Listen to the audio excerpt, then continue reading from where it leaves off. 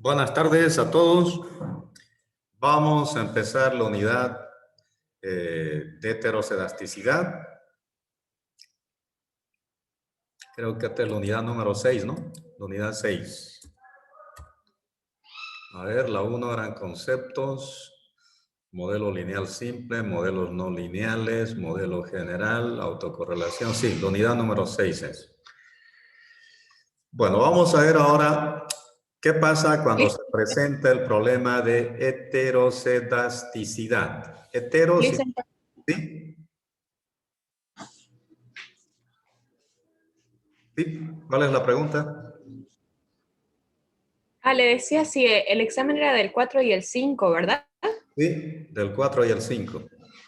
Entonces, esta es la unidad número 6. Así es. Modelo general, la unidad número 4, enfoque matricial, y la correlación parcial que vimos la clase anterior. Ya, entramos a la unidad número 6, heterocedasticidad, que es para el examen final. ¿Qué pasa cuando se presenta el problema de heterocedasticidad en cualquier modelo? Todos los modelos que corran, siempre que corran un modelo, una vez que han estimado beta 1, beta 2, beta 3, etcétera, la varianza de beta 1, la varianza de beta 2, la varianza de beta 3, no significa que están bien sus resultados. Siempre tienen que verificar si en lo que están estimando se presenta o no se presenta este problema de heterocedasticidad. A cualquier ejercicio que ustedes encuentren sus coeficientes, sus varianzas, su coeficiente de determinación, no significa que está bien. Ahora también tenemos que verificar si en nuestro modelo que estamos corriendo, que estamos estimando, se presenta o no se presenta este problema. ¿Qué es heterocedasticidad? El concepto. Fíjense, se dice que existe heterocedasticidad en algún modelo cuando están corriendo, cuando la varianza de los errores, la varianza de mu, la varianza no explicada quiere decir, la varianza no explicada no es constante, no es constante. La varianza no explicada no es constante. Está diciendo que hay diferentes varianzas no explicadas. ¿Está bien? En un modelo solo tiene que haber una sola varianza no explicada. Sigma al cuadrado de mu, una sola varianza tiene que haber para todo el modelo. Cuando existen diferentes varianzas de mu, decimos que tenemos problemas de heterocedasticidad. Varianzas heterogéneas quiere decir. Varianzas heterogéneas de las varianzas no explicadas. La varianza de los errores también se conoce. Ese sigma al cuadrado de mu, subíndice mu. Bueno, ¿cuándo se presenta? A veces tiene que ver con los modelos de lo que representa X. No tiene que ver cuando hay las las variables independientes, los datos de las variables independientes son muy heterogéneos, son muy diferentes. Cuando los datos de X son muy diferentes, ahí va a aparecer este problema de heterocedasticidad. Por ejemplo, cuando están analizando ustedes el consumo y el ingreso de las familias en Santa Cruz, quieren determinar el consumo Y. Depende del ingreso, de lo que generan, de lo que trabajan, del nivel de ingreso que tienen. Si hacemos para todas las familias en Santa Cruz, va a haber diferentes varianzas no explicadas. ¿Por qué? Porque el consumo de las familias depende del tamaño de su ingreso. Y en Santa Cruz no todos ganamos lo mismo. Hay clase media, clase baja, clase alta. En las Naciones Unidas tienen indicadores donde los que tienen ingresos altos, hay ingresos altos, altos, altos medios, altos bajos. Los que tienen ingresos medios, hay ingreso medio alto, ingreso medio bajo, medio, ingreso medio bajo. Los que tienen ingresos bajos, hay ingreso bajo alto, hay ingreso bajo medio, hay ingreso bajo bajo. Entonces tenemos 3 por 3, 9 varianzas no explicadas van a aparecer ahí. ¿Por qué? Porque los ingresos son diferentes de los que tienen ingreso alto alto respecto del que tiene ingreso bajo bajo, ¿no es cierto? Es un problema de los datos de X. Cuando los datos de X son muy diferentes, van a aparecer diferentes varianzas no explicadas. Entonces, ¿qué es heterocedasticidad? cuando la varianza no explicada no es constante. No es constante para todas las observaciones que tenemos en el ejercicio. Si tenemos 20 datos, la varianza no explicada no es constante para los 20 datos. ¿Está bien? A eso se está refiriendo. ¿Qué es heterocedasticidad? Cuando la varianza de los errores, la varianza no explicada, no es constante para todas las observaciones. Hay diferentes varianzas, quiere decir. Bueno, se está rompiendo el segundo supuesto de normalidad, ¿no? El primer supuesto decíamos que la esperanza matemática de mu siempre es igual a 0. El segundo supuesto era que la esperanza matemática del término de perturbación al cuadrado siempre es igual a la varianza no explicada, a esta varianza, la varianza de mu. Sigma al cuadrado de mu es la varianza no explicada para nosotros. Cuando esto de acá no hay una sola varianza para todos los datos, y esto es diferente, decimos que tenemos problemas de heterocedasticidad, acá como abajo. Fíjense, diferente, hay diferentes varianzas, ya no es constante. Cuando ya no es constante, decimos que tenemos problemas de heterocedasticidad en el modelo. Para que esté bien, tiene que ser igual, tiene que haber una sola varianza. Esta varianza es constante para todas las observaciones. Como es constante, cumple la propiedad de homocedasticidad. Está diciendo datos homogéneos, hay una sola varianza.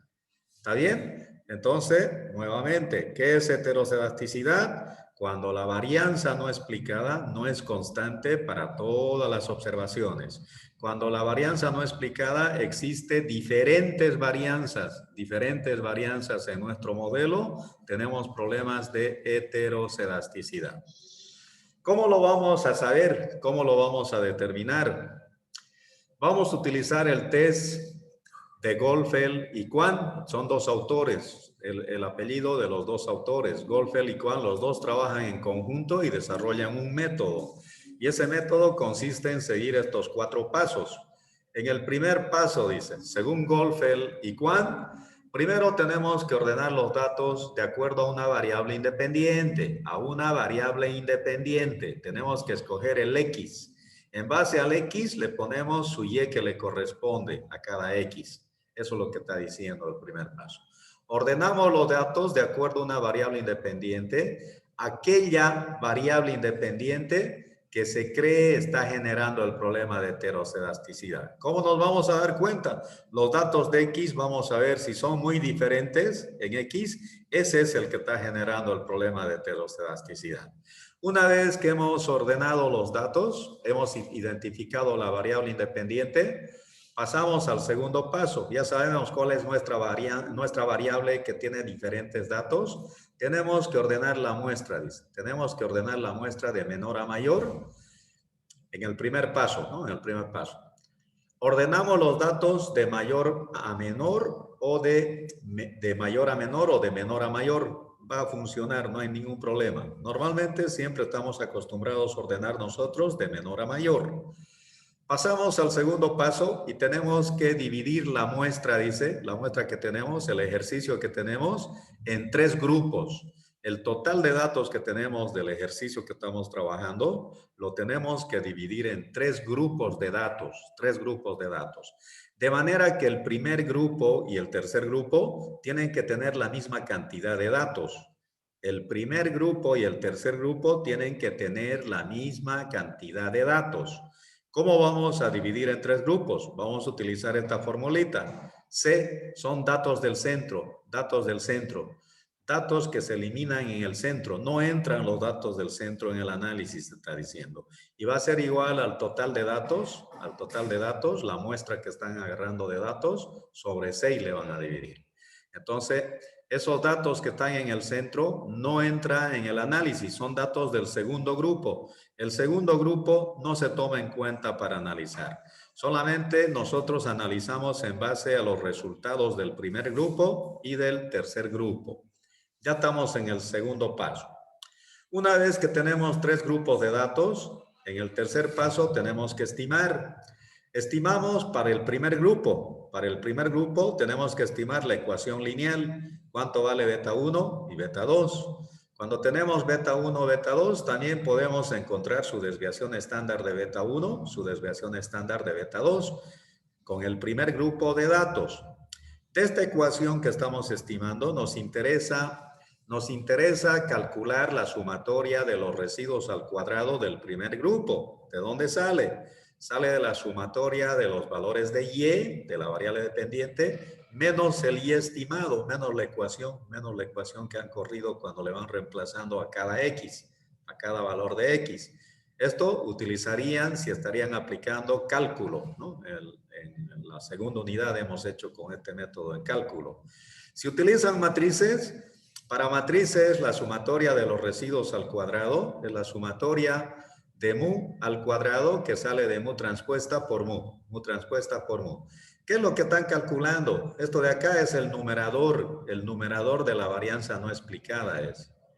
Sumatoria de y menos el y estimado al cuadrado es el numerador de la varianza no explicada, de la varianza de mu, lo que está en el numerador. Dividido entre n menos k es la varianza no explicada. Solo estamos calculando el numerador de la varianza no explicada. Con el método de cálculo y con el método de matrices, mu transpuesta por mu, que este es más fácil, ¿no es cierto? Cuando usamos matrices. Y también tenemos que calcular su R cuadrado. ¿Está bien? Eso es para el primer grupo de datos. Los datos que teníamos lo estamos dividiendo en 3 grupos de datos. Con el primer grupo de datos estamos estimando la función lineal, beta 1, beta 2, su desviación estándar de beta 1, su desviación estándar de beta 2, su R cuadrado, su coeficiente de determinación, y lo que nos interesa es la sumatoria de los residuos al cuadrado del grupo 1, quiere decir de los datos que corresponden al grupo 1. Es el numerador de la varianza no explicada. En su formulario, si se fijan, es el numerador de la varianza no explicada. Y en matrices, mu transpuesta por mu. Esto es lo que nos interesa. Ese resultado nos interesa para determinar si hay o no hay diferentes varianzas. También tienen que correr otra vez el modelo lineal con los datos del grupo 3. Fíjense, el grupo 1 y el grupo 3 entran en el análisis. El segundo grupo, los datos del centro no entran. Con los datos que corresponde al grupo 3, tienen que encontrar otra vez beta 1, cuánto vale beta 2, cuánto vale la desviación estándar de beta 1, la desviación estándar de beta 2, su R cuadrado. Y lo que nos interesa es encontrar la sumatoria de los residuos al cuadrado del grupo 3. En cálculo hemos utilizado sumatoria de y menos el y estimado al cuadrado, o en matrices sumatoria de mu al cuadrado, que es mu transpuesta por mu. Estos dos resultados nos interesan, el numerador de la varianza del grupo 1, el numerador de la varianza del grupo 3, para hacer la prueba de hipótesis, si existe o no existe heterocedasticidad. Fíjense, de esto, del tercer grupo, una vez que han estimado las dos ecuaciones, nos interesa calcular la suma de cuadrados de los residuos, ¿no? Esto de acá, suma de cuadrado de los residuos del grupo 1 y suma de cuadrado de los residuos del grupo 3, que va a salir de mu transpuesta por mu, para el primer grupo lo mismo, para el grupo 3 mu transpuesta por mu. Pasamos al paso 4 y ahí vamos a hacer la prueba de hipótesis. Para la prueba de hipótesis, R va a ser el cociente de la sumatoria del cuadrado de los residuos del grupo 3 sobre la sumatoria de cuadrados de los residuos del grupo 1. Estamos dividiendo esto de acá del grupo 3 sobre los residuos del grupo 1. Está diciendo, ahí está, mu transpuesta por mu del grupo 3 sobre mu transpuesta por mu del grupo 1. Está diciendo que estas observaciones de los residuos se comporta como Fisher, porque hay dos varianzas. Hay una varianza del grupo 3 que está en el numerador y hay otra varianza del término de perturbación del grupo 1 que está en el denominador. Hay dos varianzas involucradas. Cuando hay dos o más varianzas involucradas, se utiliza la distribución de Fisher. Fisher es una tabla de probabilidades que se ha confeccionado, se ha desarrollado cuando estamos interesados en ver dos o más varianzas. Los Fisher va a ser igual, dice, a n menos c menos 2k. N el total de datos, menos los datos que se eliminan al centro, menos 2 veces que multiplica K. K son los coeficientes que tiene el modelo, beta 1, beta 2. ¿No? Lo mismo, grados de libertad del numerador significa arriba, y abajo grado de libertad del denominador, que sigue siendo lo mismo, n menos c menos 2k. N, tamaño de la muestra. C, el número de observaciones del centro que se eliminan, no entra en el análisis. K, número de parámetros o de betas a estimar. Ejemplo, entonces, estos 4 pasos es lo que estamos aprendiendo en esta clase. Estos 4 pasos, esta metodología, este protocolo es lo que vamos a seguir.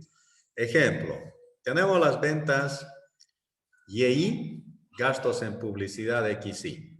Ahí tienen 25 datos en total, ¿no? Están los 25 datos.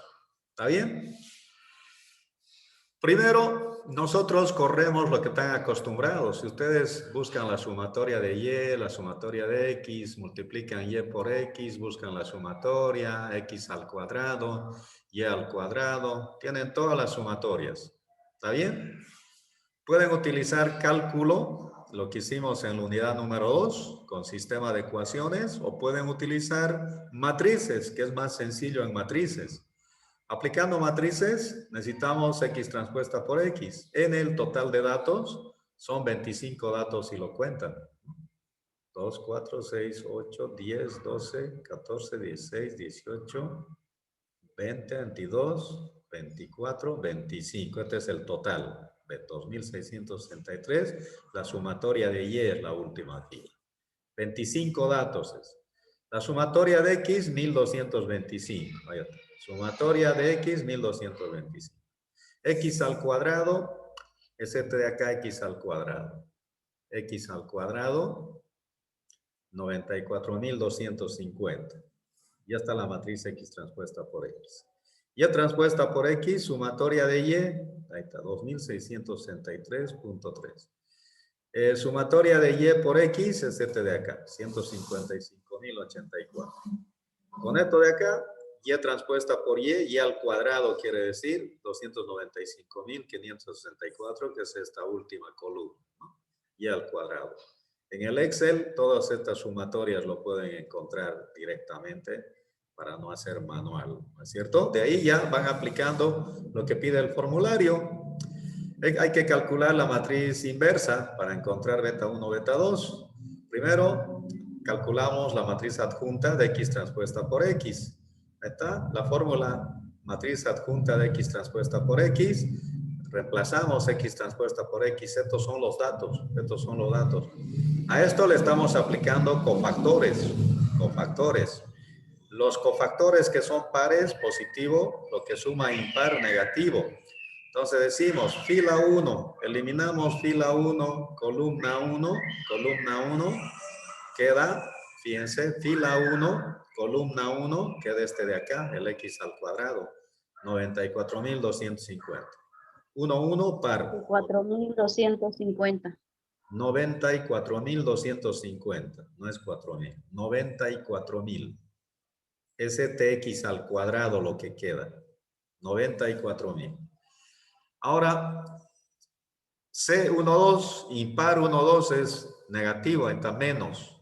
Eliminamos fila 1, dice fila 1, columna 2, queda la sumatoria de X. La sumatoria de X es 1.225, menos 1.225. Vamos para abajo, cofactor 2,1, negativo, está negativo. Ahora dice, eliminamos la fila 2, columna 1, otra vez 1.225 queda, ¿no es cierto? Finalmente, cofactor 2,2, eliminamos fila 2, columna 2, 25 queda. Esa es la matriz adjunta, Hay que calcular el determinante, dice, X transpuesta por X. ¿De dónde? De esta matriz, de X transpuesta por X. Exactamente lo mismo. X transpuesta por X son los valores A11, A12, es esto que tienen ahí, la base de datos, N sumatoria de X. Es lo mismo. Entonces, en el determinante, ¿qué es lo que se hace?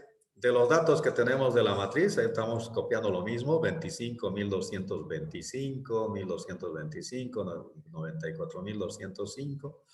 Buscamos la diagonal principal, 25 por 94.250, menos la otra diagonal que va hacia arriba, por 1225 por 1225. Ese es su determinante.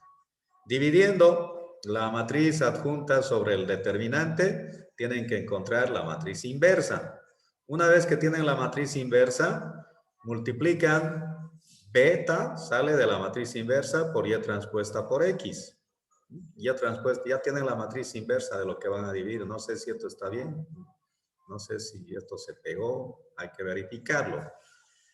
Por y transpuesta por x. Y transpuesta por x es de su base de datos. 2663.3, 155.084. Eso es lo que estamos copiando.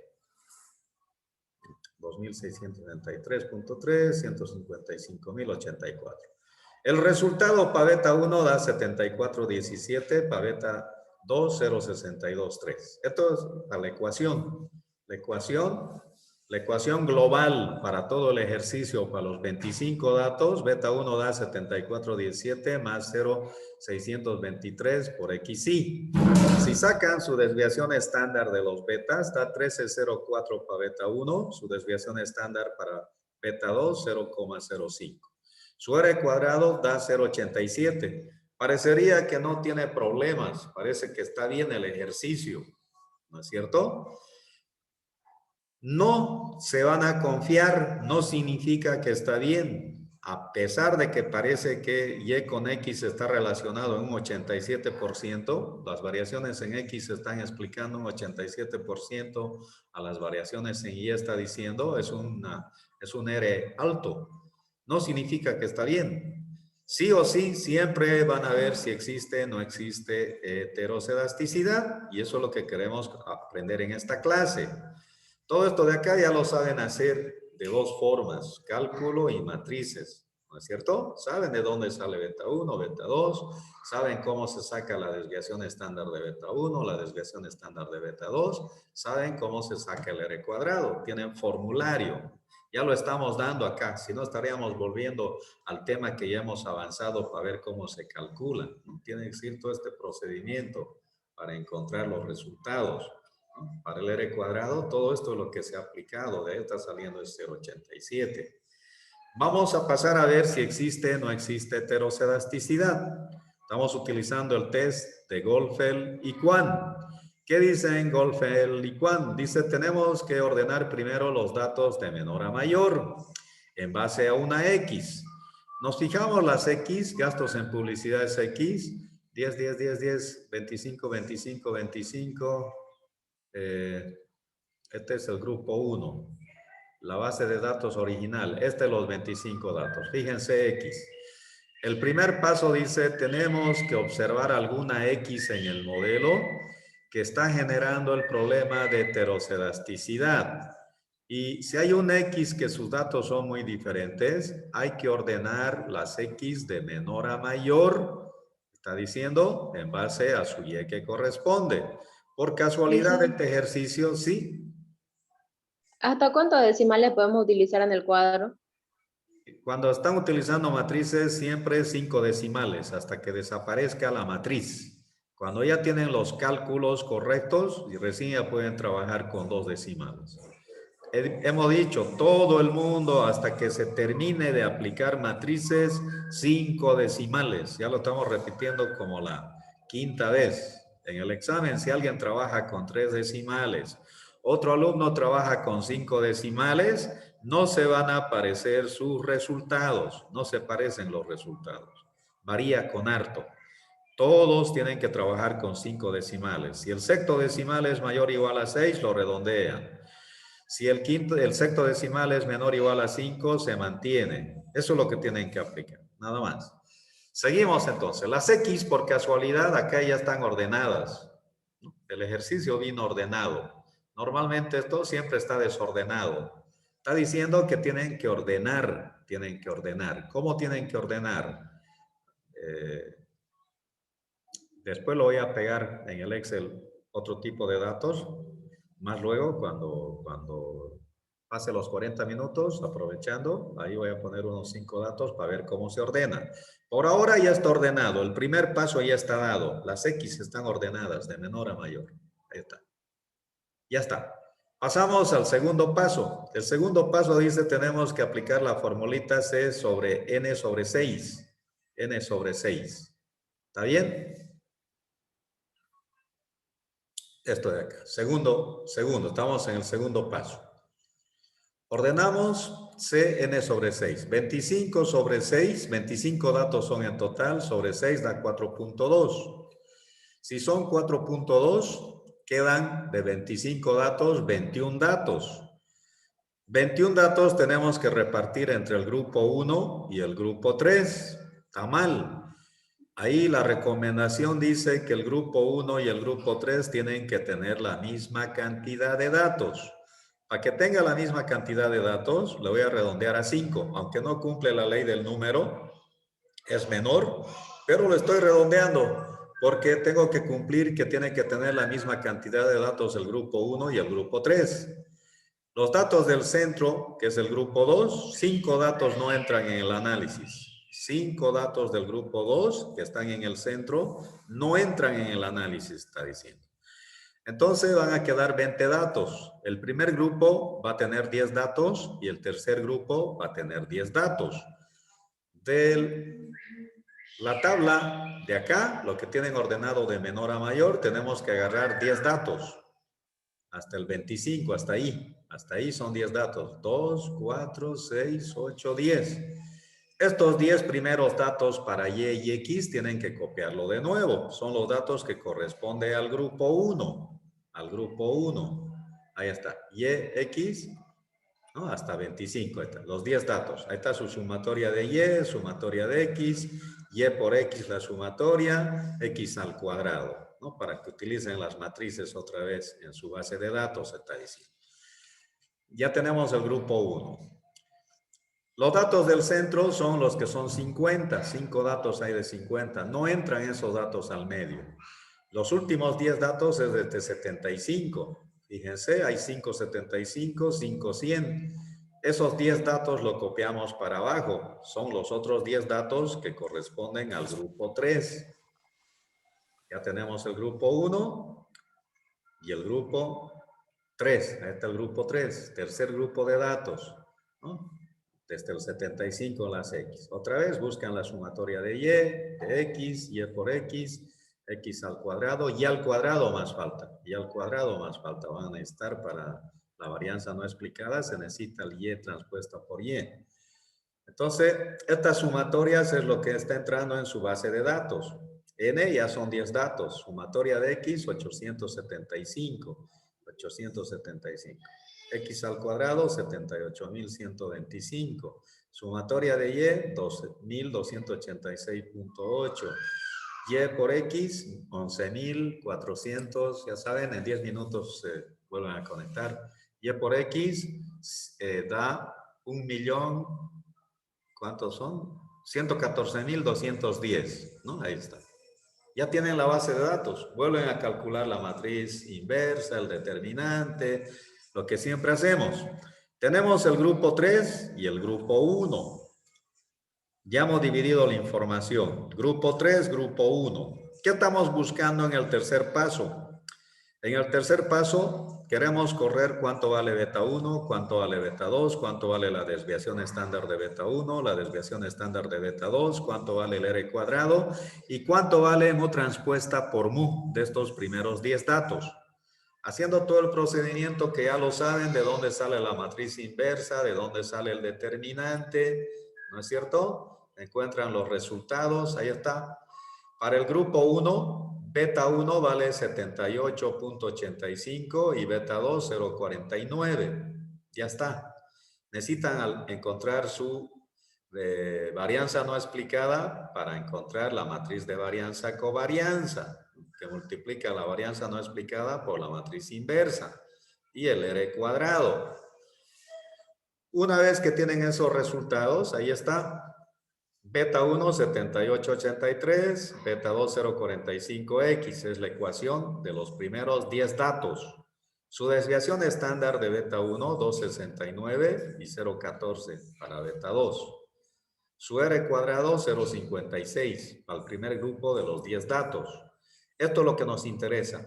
De esta ecuación que hemos obtenido, nos interesa la sumatoria del cuadrado de los residuos del grupo 1. Y transpuesta por mu transpuesta, 8779. ¿De dónde sale mu transpuesta por mu transpuesta? Ahí está su formulario. Y transpuesta por y al cuadrado. Necesitan el y al cuadrado. Menos el x transpuesta por y, que ya lo tienen en la base de datos al empezar, por los betas, está diciendo, los betas es lo que ya hemos encontrado, 7883, 045, ¿no es cierto? Practicando esto de acá, siguen practicando el modelo general, el modelo de matrices, de ahí está saliendo. De ese primer grupo nos interesa, por lo tanto, esta sumatoria del cuadrado de los residuos del grupo 1, 8779. Tenemos que ir al tercer grupo de datos y hacer exactamente lo mismo. Con el tercer grupo de datos buscamos las sumatorias, en otra base de datos otra vez, para dos variables el formulario, n son 10 datos, sumatoria de x 875, sumatoria de x al cuadrado, 78.125, ese es el x al cuadrado. Acá te falta otra columna, y al cuadrado, necesitan para y transpuesta por y. Y y transpuesta por x, sumatoria de y, 1286.8. Y por x, 114.210, ¿no es cierto? ¿Saben de dónde sale? Con esa base de datos buscan la matriz inversa, que sale de la matriz adjunta x transpuesta por x sobre el determinante, lo que hicimos hace rato. Lo mismo procedimiento. De todo ese procedimiento, estamos encontrando su función lineal. Beta 1 vale 3824, beta 2 1.03 por xy. Para el grupo 3, para los 10 datos del grupo 3, del tercer grupo. Su desviación estándar de los betas, para el beta 1, 2392, para el beta 2, 027. Su R cuadrado, 065. Sigue siendo para el grupo 3 todos estos resultados. ¿Qué nos interesa? La sumatoria de cuadrados de los residuos del grupo 3, que usando mu transpuesta por mu, da 915.23. Tienen en su formulario de dónde sale. Mu transpuesta por mu, y transpuesta por y al cuadrado. Menos x transpuesta por y, tienen al empezar su base de datos, dijimos, ahí está, y transpuesta por x o x transpuesta por y, es lo mismo, estos datos que tienen ahí. Por beta, dice, multiplicado por beta, dice, por beta, ¿no es cierto? De ahí sale 915.23. Ya tenemos los dos resultados, las dos sumatorias del cuadrado de los residuos. Pasamos al paso 4 para hacer la prueba de hipótesis. Prueba de hipótesis. Primer paso, planteamiento de hipótesis le pone. Hipótesis alterna el H1, hipótesis nula. ¿Qué es lo que estamos haciendo? La varianza no explicada del grupo 1 es diferente a la varianza no explicada del grupo 3, quiere decir. Si aceptamos nosotros esta hipótesis H1, decimos que hay problemas de heterocedasticidad en el modelo que estamos trabajando. La nula, si la varianza no explicada del grupo 1 es igual a la varianza no explicada del grupo 3, está diciendo los dos son iguales, no hay heterocedasticidad. Son homocedásticos, son iguales, quiere decir, ¿no es cierto? Ahí no hay problema. Entonces, si no hay problema, significa que el modelo original de los 25 datos, si aceptan la nula, el primer modelo que hemos encontrado con los 25 datos, este de acá, con los 25 datos corriendo el modelo, de ahí se parte, ¿no es cierto? Lo que están acostumbrados. Este está bien, quieres. Si aceptan la nula. Si aceptan la alterna, ¿qué es lo que está diciendo? No sirve. El modelo beta 1, beta 2 todavía sirve. ¿A qué le afecta cuando hay heterocedasticidad? Le afecta a las desviaciones estándar. Las desviaciones estándar de beta 1 La desviación estándar de beta 2 ya no sirve cuando hay heterocedasticidad. Eso tiene error, tiene sesgo. ¿Por qué tiene sesgo? Porque hay diferentes varianzas en el modelo, quiere decir. Beta 1, beta 2 todavía sigue sirviendo cuando hay heterocedasticidad. Lo que no sirve, lo que le afecta cuando hay heterocedasticidad son sus desviaciones estándar de beta 1, su desviación estándar de beta 2. ¿Dónde entran estas desviaciones estándar? Entran cuando están calculando intervalos de confianza. En los intervalos de confianza, el valor de T de Student está multiplicado por la desviación estándar de beta 1, si es el intervalo para beta 1. Si es el intervalo para beta 2, T de Student le está multiplicando esta desviación estándar. Entonces está generando error porque no es la desviación estándar correcta, tiene sesgo. Cuando hay heterocedasticidad, las desviaciones estándar o las varianzas de beta 1 de beta 2 no sirven, están sesgados. ¿Dónde también entra? Cuando hacen prueba de hipótesis. En la prueba de hipótesis, en el paso 4, en el denominador entra la desviación estándar de beta. Si le ponen que tiene heterocedasticidad, ustedes están calculando, están aceptando hipótesis que no corresponde, quiere decir. ¿Por qué? Porque su desviación estándar ya no sirve cuando hay heterocedasticidad. ¿Está bien? Si aceptan la hipótesis nula, todo esto que han calculado con los 25 datos está bien. Seguimos adelante, quiere decir. Pero todavía no sabemos. A eso estamos entrando. Ya tenemos los resultados. Vamos al paso 4. En el paso 4, eso es lo que estamos haciendo, planteamiento de hipótesis, ¿no? La hipótesis alterna significa la varianza no explicada del grupo 1 es diferente a la varianza no explicada del grupo 3. Ahí existe heterocedasticidad, hay diferentes varianzas, quiere decir. Si aceptan la nula, la varianza no explicada del grupo 1 de los 10 primeros datos es la misma que la varianza no explicada de los 10 datos del grupo 3, está diciendo. No existe heterocedasticidad. No existe heterocedasticidad. Es una varianza homocedástica. 2, nivel de significación, el error que queremos cometer para probar la hipótesis, 5%. Regiones críticas, regiones de aceptación de rechazo también quiere decir. Graficamos Fisher, estamos trabajando con Fisher. ¿Por qué? Porque hay dos varianzas. Fisher lo graficamos toda a la derecha. Para graficar necesitamos los grados de libertad del numerador y del denominador. Entonces decimos grado de libertad del numerador, n menos c menos 2k, y lo mismo, grado de libertad del denominador, que es n menos c menos 2k, 25, que es el total de datos, los 5 datos que se han eliminado al centro, menos 2k, 2 betas tiene el modelo, 2 por 2, 4, menos 5 menos 4, 9, 25 menos 9, 16 en el numerador. Lo mismo en el denominador. Para el 5%, Fisher, en la tabla de Fisher tenemos que buscar porque estamos hablando de dos varianzas. Entonces, alfa Fisher para el 005 viene de este alfa de acá 005. Con 16 en el numerador, 16